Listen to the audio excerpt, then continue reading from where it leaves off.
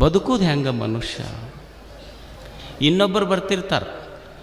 ಬಂದು ಒಬ್ಬ ಹೆಣ್ಮಗಳು ಬಂದಿದ್ಲು, ಮೊನ್ನೆ ಯಾಕೆ ಹೇಳ್ತಿದ್ಲು, ಯಪ್ಪ ಒಟ್ಟ ಏನೋ ಕುತ್ತಿಗೆ ಹಿಚಕ್ದಂಗೆ ಆಗ್ತೈತೆ ನೋಡಿ, ನನಗೆ ಒಟ್ಟ ಎದೆ ಮೇಲೆ ಕುಂತಂಗೆ ಆಕೈತೆ ಯಾರೋ. ಇನ್ನೊಂದು ಭಾಳ ಚಂದ ಇಲ್ಲ ತಾಯಿ, ಒಟ್ಟು ಅಡುಗೆ ಮನ್ಯಾಗ ಹೋದ್ರೆ ಕುತ್ತಿಗೆ ಹಿಡ್ದು ದಬ್ದಂಗೆ ಆಗುತ್ತೆ ನೋಡಿ ನಾನು. ನಾ ಅಂದೆ, ಮತ್ತು ಯಾವ ಅಡುಗೆ ಮನ್ಯಾಗ ಹೋದ್ರೆ ನಿನಗೆ ಕುತ್ತಿಗೆ ಹಿಡ್ದಂಗೆ ದಬ್ಬದಂಗೆ ಆದ್ರೆ ಮತ್ತು ಊಟ ಅಂದೆ, ಊಟ ಹೋಗ್ತೈತಪ್ಪ, ಊಟೇನು ಹೋಗ್ತೈತಿ ಅಂದ್ರೆ ಈಕಿಗೆ ಕುತ್ತಿಗೆ ಹಿಡ್ದು ದಬ್ಬದ್ರೆ ಮತ್ತು ಅಡುಗೆ ಮಾಡೋರು ಯಾರು ಅಂದ್ರೆ ಗಂಡನ ಅಡುಗೆ ಮನ್ಯಾಗ ದಬ್ಬಕ್ಕನ್ನಕ್ಕೆ ಕುತ್ತಿಗೆ ಹಿಡ್ದಕ್ಕೆ ಈಕೆ ಹೊರಗಿದ್ದು. ಇದಕ್ಕೆಲ್ಲ ಈ ವೈದ್ಯಕೀಯ ಭಾಷೆಯೊಳಗೆ ಏನಂತಾರೆ ಅಂದ್ರೆ ಸೈಕೋಸೊಮ್ಯಾಟಿಕ್ ಡಿಸಾರ್ಡರ್ಸ್ ಅಂತ ಕರೀತಾರೆ. ಇದಕ್ಕೆ ಸೈಕೋಸೊಮ್ಯಾಟಿಕ್ ಡಿಸಾರ್ಡರ್ ಅಂತಾರೆ. ಏನು ದೇವರು ಇಷ್ಟೆಲ್ಲ ಕೊಟ್ಟನಲ್ಲ, ಅನುಭವಿಸುವಂಥ ಮನಸ್ಸಿರದೆ ಇದ್ರೆ ತಗೊಂಡು ಏನು ಮಾಡೋದು ಹೇಳಿ? ದೇವರಿಷ್ಟೆಲ್ಲ ಅದ್ಭುತವಾದ ಜೀವನ ಕೊಟ್ಟಾನ, ಜಗತ್ತು ಕೊಟ್ಟಾನ, ಅನುಭವಿಸುವಂಥ ಮನಸ್ಸು ಇರದೆ ಇದ್ದರೆ ತಗೊಂಡು ಏನು ಮಾಡೋದು ಹೇಳಿ? ನಾವು 100 ಎಕರೆ ಹೊಲ ಇದ್ದರೂ ಸಹಿತ ನಮ್ಮ ಹೊಲ ಬೆಳೆದಿಲ್ಲ ಅಂತೀವಿ. ಇಲ್ಲೇ ಮೊನ್ನೆ ಒಬ್ಬ ಮನುಷ್ಯ ಇನ್ನೊಬ್ಬರು ಹೊಲದಾಗ ದುಡಿತಿದ್ದ. ಅವರು ಮಾಲೀಕರು 1-2 ಎಕರೆ ಜಮೀನು ಕೊಟ್ಟರು, ಅದಕ್ಕೆ ನೀರಿಲ್ಲ ಅಂತ ತಿಳ್ಕೊಂಡು ಗುಡ್ಡದಾಗ ಎತ್ತರಕ್ಕೆ 2 ಎಕರೆ ಜಮೀನು ಕೊಟ್ಟರು. ಅವರು ಅದಕ್ಕೆ ನೀರಿಲ್ಲ ಅಂತ ತಿಳ್ಕೊಂಡು ಗುಡ್ಡದಾಗ ಸುರಂಗ ತೋಡ್ದ. 1 ಸಲ ಅಲ್ಲ, 2 ಸಲ ಅಲ್ಲ, 8-10 ಸಲ 100 ಫೀಟ್ ಸುರಂಗ ತೆಗೆದು ಆ ಸುರಂಗದಿಂದ ಬಂದು 2 ಇಂಚಿನ ನೀರಿನ ಬಾವಿ ತೋಡಿ ಒಬ್ಬ ಶ್ರೇಷ್ಠ ಕೃಷಿಕ ಅನ್ನಿಸ್ಕೊಂಡ. ಅವನಿಗೆ ಭಾರತ ಸರ್ಕಾರ ಪದ್ಮಶ್ರೀ ಪ್ರಶಸ್ತಿ ಕೊಟ್ಟು ಅಮೈ ಮಹಾಲಿಂಗ ನಾಯಕ್. 100 ಎಕರೆ ಇದ್ದರೂ ಹೊಲ ಬೆಳೆದಿಲ್ಲ ಅಂತೀವಿ ನಾವು. 2 ಎಕರೆದೊಳಗೆ ಗುಡ್ಡ ತೋಡಿ ನೀರು ತೆಗೆದ್ರಲ್ಲ, ಅದಕ್ಕೆ ನಾವು ತಿಳ್ಕೋಬೇಕಾದದ್ದು ಏನು ಅಂದ್ರೆ ಹಣೆಯ ಬರಹ ಅನ್ನೋದೇನಿದೆ, ಹಣೆಯ ಬರಹವನ್ನು ಎದರಿಂದ ಬದಲಿಸಬಹುದು ಅಂದ್ರೆ ಹಣೆಯ ಬರಹವನ್ನು ಮನುಷ್ಯ ತನ್ನ ಬೆವರಿನ ಹನಿಯಿಂದ ಮಾತ್ರ ಬದಲಿಸಲಿಕ್ಕೆ ಸಾಧ್ಯ ಇದೆ ಅನ್ನುವ ಸತ್ಯ ನಾವೆಲ್ಲ ಅರ್ಥ ಮಾಡ್ಕೋಬೇಕು. ಇದು ಬದುಕು ಅಷ್ಟೆ. ಅವ್ರು ಹೆಂಗೆ ಬದುಕಿದ್ರು ನೋಡಿ, ಮತ್ತು ನಾವು ಹೆಂಗೆ ಬದುಕ್ತೀವಿ? ಅವರು ಬದುಕಿದ ಜೀವನ ಎಷ್ಟು? ನಮ್ಮಲ್ಲಿ ಒಂದು ಸಣ್ಣ ಊರಿದೆ, ಕುಣಿಕೇರಿ ಅಂತಿದೆ. ಅಲ್ಲಿ ಇವತ್ತು 1 ಎಕರೆ ಜಮೀನಿಗೆ ಸುಮಾರು 1 ಕೋಟಿ ರೂಪಾಯಿ ಜಮೀನು ಬೆಲೆ ಬಾಳ್ತದೆ. ಅಲ್ಲಿ 1 ಕೋಟಿ ರೂಪಾಯಿ. ಆ ಕುಣಿಕೇರಿಗೆ ಒಂದು ಸರ್ಕಾರಿ ಶಾಲೆ ಬಂತು. ಆ ಶಾಲೆಗೆ 2 ಎಕರೆ ಜಾಗ ಬೇಕಾಗಿತ್ತು, ಯಾರೂ ಕೊಡಲಿಲ್ಲ 2 ಎಕರೆ ಜಾಗ. ಅಲ್ಲಿ ಹುಚ್ಚಮ್ಮ ಅಂತ ಒಬ್ಬ ಹೆಣ್ಮಗಳಿದ್ಲು. ಅಕ್ಕಿ ಗಂಡ ಹೆಂಡತಿ, ಗಂಡ ತೀರ್ಕೊಂಡಿದ್ದ, ಮಕ್ಕಳಾಗಿದ್ದಿಲ್ಲ ಅಕ್ಕಿಗೆ. ನಿಮಗೆ ಆಶ್ಚರ್ಯ ಅನ್ನಿಸ್ಬೋದು, ಶ್ರೀಮಂತರ ಮುಂದೆ ಬರಲಿಲ್ಲ, ಗಂಡ ತೀರ್ಕೊಂಡನ, ತನಗಿರೋದ 2 ಎಕರೆ ಜಮೀನು. ನನ್ನ ಊರನ್ನು ಮಕ್ಕಳು ಜಮೀನು ಕೊಡದೇ ಇದ್ದರೆ ಮಕ್ಕಳು ಓದೋದಿಲ್ಲ ಅಂತ ತಿಳ್ಕೊಂಡು ತನಗಿರುವ 2 ಎಕರೆ ಜಮೀನು ಸಾಲಿಗೆ ಪುಕ್ಕಟೆಯಾಗಿ ಕೊಟ್ಟು ಆ ಸಾಲಾಗ ಅಡುಗೆ ಮಾಡ್ಕೊತದಾಳೆ ಈಗ ಆಕೆ. ಇದು ದೇಶ ಕಟ್ಟುವ ಜೀವನಿಗೆ. ಆಕೆಗೆ ಮಕ್ಕಳಾಗಿಲ್ಲ, ಈ ಸಾಲಿ ಮಕ್ಕಳು ನನ್ನ ಮಕ್ಕಳು ಅಂತ ತಿಳ್ಕೊಂಡ್ರು. ಅದಕ್ಕೆ ಬಹಳ ಜನ ತಾಯಂದಿರು ನಮಗೆ ಮಕ್ಕಳಾಗಿಲ್ಲ ಅಂತ ಎಷ್ಟೋ ಜನ ಕೊರಗ್ತಿರ್ತಾರಲ್ಲ.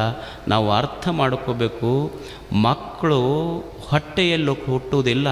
ಹುಚ್ಚಮ್ಮನ ಘಟನೆಯಿಂದ ನಮಗೇನು ತಿಳಿತದಂದರೆ ಮಕ್ಕಳು ಹೊಟ್ಟೆಯಲ್ಲಿ ಹುಟ್ಟುವುದಿಲ್ಲ, ಮಕ್ಕಳು ಹೃದಯದಲ್ಲಿ ಹುಟ್ಟುತ್ತಾರೆ ಅನ್ನೋದು ನಾವು ಅರ್ಥ ಮಾಡ್ಕೋಬೇಕು.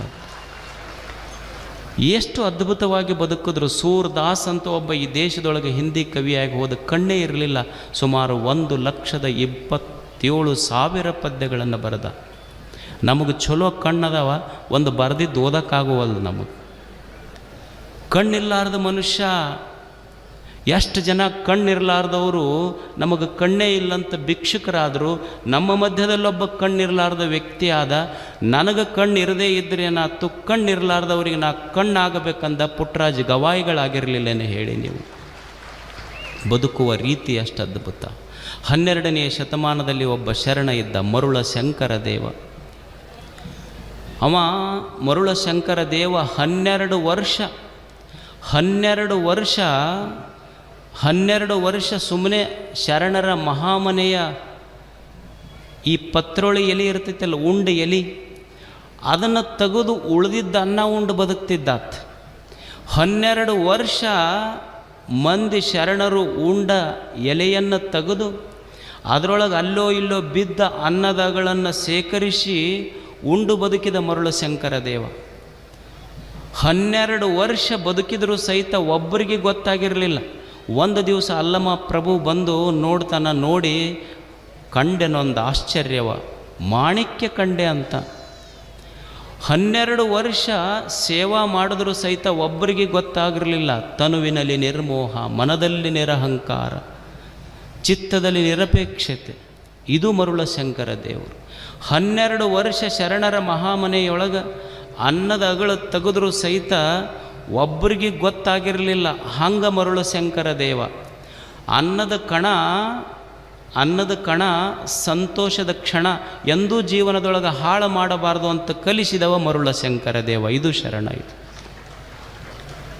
12 ವರ್ಷ ಮಾಡಿದ್ರೂ ಸಹಿತ ಒಬ್ಬರಿಗೆ ಗೊತ್ತಾಗಿರಲಿಲ್ಲ. ನೋಡಿ ನೀವು, ನಾವು ಒಂದು ಗುಡಿಗೆ ಟ್ಯೂಬ್ಲೈಟ್ ಕೊಟ್ಟಿರ್ತೀವಿ, ತುಂಬ ಹೆಸರು ಹಾಕಿರ್ತೀವಿ, ಬೆಳಕ ಬರೋದಿಲ್ಲ ಆ ಗುಡ್ಯಾಗ.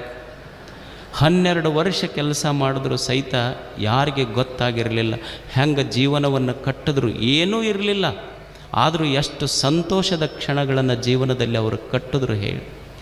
ಅವರ ಬದುಕು ಎಷ್ಟು ದೊಡ್ಡದು, ಅವರ ಬದುಕಿನ ವಿಶಾಲತೆ ಎಷ್ಟು ದೊಡ್ಡದು, ಅವರ ಜೀವನ ಎಷ್ಟು ದೊಡ್ಡದು, ನಮ್ಮ ಜೀವನ ಎಷ್ಟು ಸಣ್ಣದು ಹೇಳಿ. ನಮ್ಮ ಜೀವನ ಬಹಳ ಸಂಕುಚಿತ, ನಮ್ಮ ಜೀವನ ದೊಡ್ಡದಲ್ಲ, ನಮ್ಮ ಜೀವನ ಬಹಳ ಸಣ್ಣದು.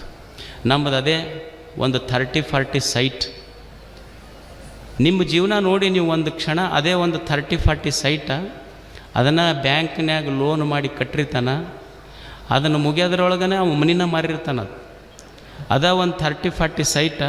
ಅದರಾಗೊಂದು ಸಾಲ ಮಾಡಿ ಕಟ್ಟಿದ ಮನೆ, ಮುಂದೊಂದು ಟಿ ವಿ ಹಾಲ, ಟಿ ವಿ ಮ್ಯಾಲೆ ಅವ್ರ ಮನೆಯವ್ರದ್ದು ಒಂದು ಫೋಟೋ, ಅವ್ರ ಮನೆಯವ್ರ ಹೆಗಲ ಮೇಲೆ ಕೈ ಹಾಕಿ ತೆಗೆಸ್ಕೊಂಡಿದ್ದು ಒಂದು ಫೋಟೋ ಇಟ್ಟಿರ್ತಾನೆ. ಅದ ಫೋಟೋ ಎಲ್ಲ ಫ್ರೆಂಡ್ಸಿಗೆ ವ್ಯಾಟ್ಸಪ್ ಮಾಡಿರ್ತಾನೆ. ನಾವು ನೋಡಿ ಹೆಂಗೆ ಹುಲಿ ಹೆಗಲ ಮೇಲೆ ಕೈ ಹಾಕಿ ನಿಂತೀನಿ ಹೆದರ್ಲಾರ್ದಂಗೆ ಅಂತ. ಅದ ಫೋಟೋನೂ ಓಡಿಸ್ತಿರ್ತಾನೆ ಅಷ್ಟ. ಇಷ್ಟ ನಮ್ಮ ಬದುಕು. ಆದರೆ ಅವ್ರದ್ದು ಎಷ್ಟು ದೊಡ್ಡ ಬದುಕು. ನಿಸರ್ಗ ಹೆಂಗೆ ಮನುಷ್ಯನಿಗೆ ಸಂತೋಷವಾಗಿ ಬದುಕಬೇಕು ಅನ್ನೋದನ್ನು ನಿಸರ್ಗ ಕಲಿಸ್ತು. ನೀವು ನೋಡಿ, ನಿಸರ್ಗ ಎಷ್ಟು ಅದ್ಭುತವಾಗಿ ಬದುಕ್ತದೆ.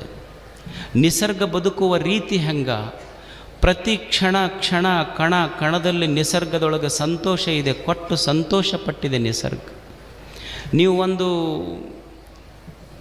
ನೀವೊಂದು ಮೋಟ್ರ್ ಸೈಕಲ್ ಇದೆ, ನಿಮ್ಮ ಮೋಟ್ರ್ ಸೈಕಲ್ಲಿಗೆ ನೀವು ಡೀಸೆಲ್ ಫ್ಯೂಯಲ್ ಹಾಕಿಸ್ಬೇಕಂದ್ರೆ ನೀವು ಪೆಟ್ರೋಲ್ ಬಂಕ್ ಇದ್ದಲ್ಲೇ ಹೋಗಬೇಕು. ಆದರೆ ದೇವರು, ಈ ನಿಸರ್ಗ ಎಷ್ಟು ಅದ್ಭುತ ಅಂದ್ರೆ, ಇದು ದೇಹ ಅನ್ನೋದೊಂದು ವೆಹಿಕಲ್ ಇದ್ದಂಗೆ, ಇದಕ್ಕೂ ಫ್ಯೂಯಲ್ ಬೇಕಲ್ಲ.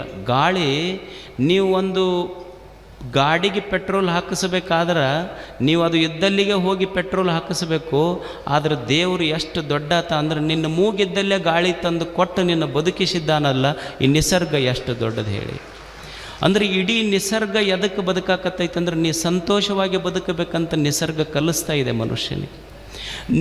ನೀವು ಸ್ನಾನ ಮಾಡಿದ ಬಚ್ಚಲ ನೀರು ಹೋಗಲ್ಲಿ ಒಂದು ತೆಂಗಿನ ಗಿಡ ಹಚ್ಚಿರ್ತೀರಿ. ಆ ತೆಂಗಿನ ಗಿಡ ನೀವೇನು ಅದಕ್ಕೆ ಸಕ್ರೆ ನೀರು ಕೂಡಿಸಿ ಹಾಕಿಲ್ಲ. ನೀವು ಕಾಲು ತೊಳ್ಕೊಂಡು ಕೈ ತೊಳ್ಕೊಂಡು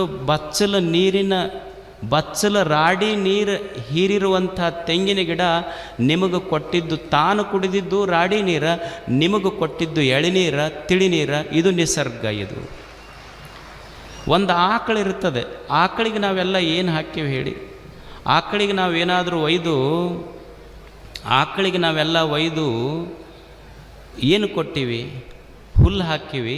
ಅದಕ್ಕಿಂತ ಹೆಚ್ಚಾಗಿ ನಾವು ಉಂಡ ಮುಸುರಿ ನೀರು ಹಾಕಿವಿ ಅದಕ್ಕೆ. ಆಕಳನ್ನ ತಾಟಿನೊಳಗೆ ಒಯ್ದು ನಾವು ಹಾಕಿದ್ದ ಮುಸುರಿ ನೀರು.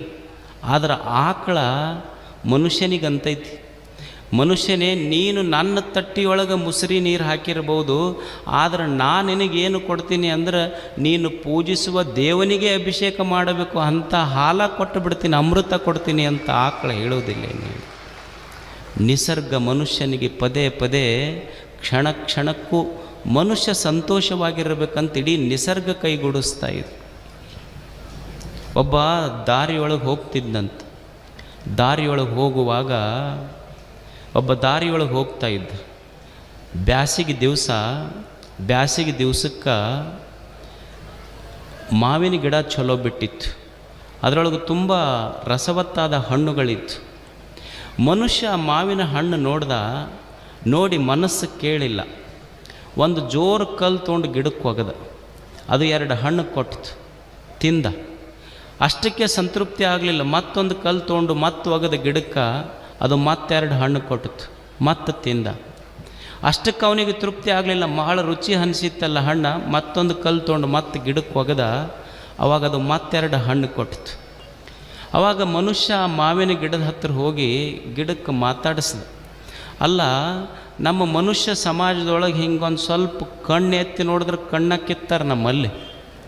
ನಿನಗೆ 3 ಸಲ ಕಲ್ಲು ತೊಗೊಂಡು ಒಗೆದಿನಲ್ಲ, ಮನಸ್ಸಿಗೆ ನೋವು ಆಗಲಿಲ್ಲೇನು? ಅವಾಗ ಮಾವಿನ ಗಿಡ ಹೇಳ್ತಂತ, ಏನು ನೀವು ಕಲ್ಲು ಒಗೆದಿದ್ದು ನನಗೇನು ನೋವು ಅನಿಸಿಲ್ಲ ಮನಸ್ಸಿಗೆ. ಯಾಕಂದ್ರೆ ಮನುಷ್ಯರ ಹಳೆ ಚಾಳಿದು, ಅವನ ಹಳೆ ಸ್ವಭಾವ ಏನು ಅಂದ್ರೆ